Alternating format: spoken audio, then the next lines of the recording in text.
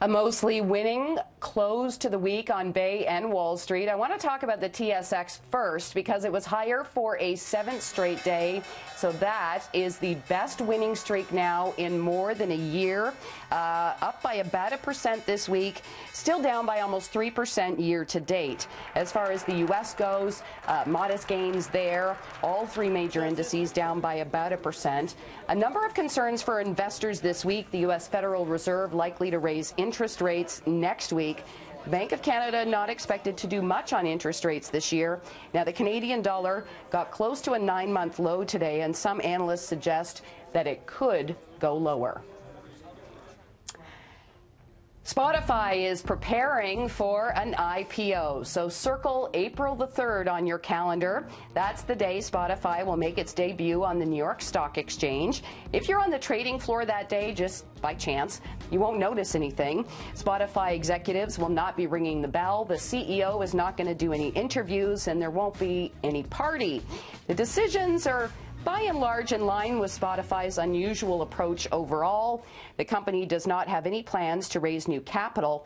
Instead, it will simply list existing shares held by company insiders. Spotify will also not rely on underwriters to help assess market demand and set an initial price for the stock. So as a result, we are hearing from Spotify that the trading volume and price of ordinary shares may be volatile.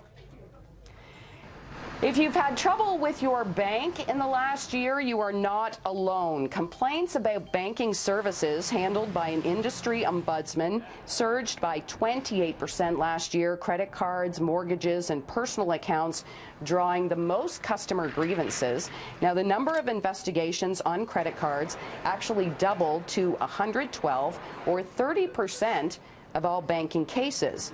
The Ombudsman for Banking Services and Investment says it opened 370 banking-related investigations last year to handle customer disputes for its clients, compared to 290 a year earlier.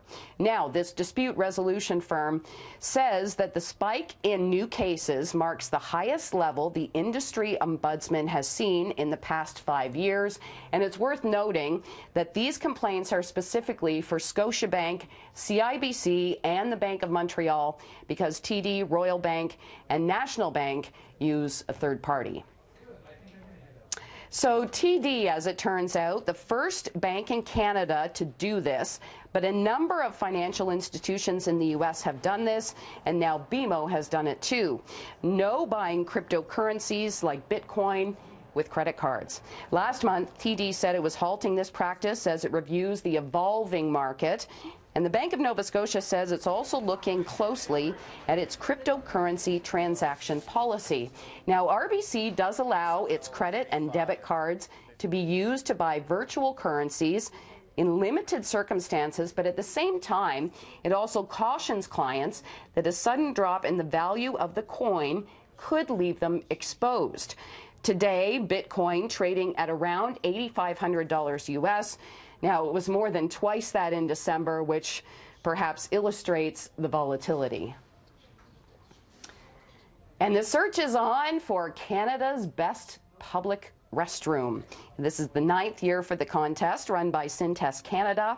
Nominations being accepted, and it's based on 5 criteria: cleanliness, visual appeal, innovation, functionality, and unusual design elements.